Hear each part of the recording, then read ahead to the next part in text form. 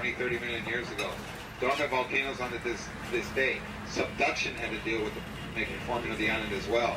We got soapstone, limestone, sandstone, zinc, copper, silver, because of the mining on the island. A lot of quartz, blue slate, but 60%, 60 of this island is made out of blue schist. Can't probably pronounce that.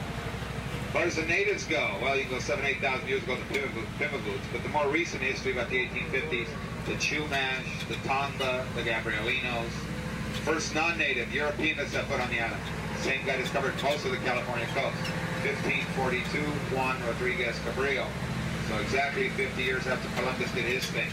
But exactly like Columbus, when he got to the first of what would be the Bahama Islands, when Cabrillo got here, he named it San Salvador. Salvation, lifesaver. But it only stayed San Salvador for about 60 years. On it on the feast of the eve of St. Catherine of Alexandria. And that's where the name Santa Catalina comes from. And coming up on the right-hand side, the world's smallest side again to show you what a great... But as you drove by these homes up there, they look like 1-, 2-story homes. When in reality, they are 3-, 4-, and 5-story homes. I think a perfect example is this one coming up on the left with the white truck parked in the driveway. 1-story home, 4-story home. And unfortunately, now as far as the ownership of the island goes, well, privately, actually, Thomas Robbins, a Santa Barbara rancher, actually got the island as a gift. The only person to ever be gifted the island. And who gave it to him? Actually, the very last Mexican governor of California. And of course, that was Arnaldo Schwarzenegro. I'm dragging this lady up, it's all right.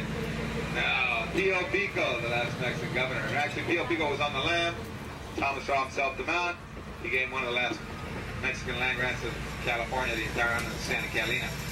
A guy won it in a poker game once. I wonder if he was bluffing.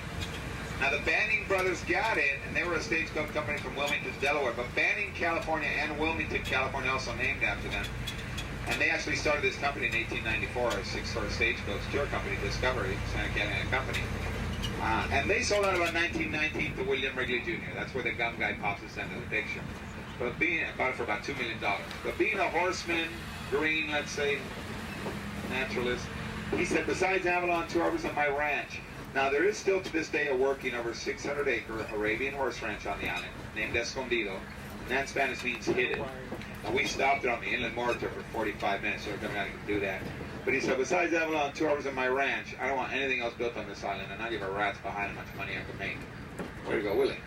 Now, he died in 32, and from there until he died in 1977, his son took over P.K. Wrigley. But I guess P.K. doesn't feel very comfortable in the early 70s leaving the Island Wrigley Will like he got it. Him and his dad were real close, right? Not the same. He's thinking not only corporation, the sale of the company, which looks imminent down the line to the Mars company, but also what if you get a powerful Wrigley coming down the line who's greedy, broke, rotten, troubled, or just doesn't care to sell out chunks of the entire island? I know $2 million is a lot of money. Of course, back then, much, much more. But think about it, folks. You're in Southern California in 2008 with about 54 miles of undeveloped coastline, only about 20 miles off the coast. Huge, huge potential as a resort, even as a quarry. We want the rock. The island. Over 42,000 acres, 66 square miles, about 88% of the island of the Conservancy. All right, watch your branches, guys. Right. But anyway, yeah, what is the Conservancy? Much like a national park, only stricter than the name gives it away. They consider everything. The water, the fish, land, plants, insects, quarantining bald eagles, foxes, whatever they have and had to do to try to keep these 88% of the island as natural, as pristine as possible. I'll get to the other 12%, the second of the island. We'll go off in the timing here, but to the right, look how close the fire got to the hotel, the Catalina Canyon. All right, yeah, pretty close. Now, the other 12% of the island left over, 88% is the Conservancy. Who owns the other 12? Well, 11 of that 12 is actually owned by us. The Santa Catalina Island Company, Wrigley's, other names down the line, of course, nowadays. And that last 1%, LA County, right here, Avalon. The only place on the entire island private people can own private property.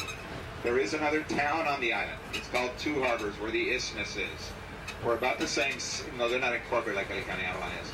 We're about the same size, about 2 square miles. But where we have 3,000 to 4,000 year-round residents here in Avalon, Two Harbors has less than 200. They have 1 bed and breakfast, 1 cafe, 1 market, 1 restaurant. Wider open spaces, less stuff. Known as the quiet side of the island for that reason. In fact, the only place you can stay there, Here, the casino. Why Deal movie tonight. Express, good movie. Left of the casino, private beach club open to the public. To the right of the pier, the dock where you came in, and the dock where you're going to have to go back home. Right of the dock, lovers.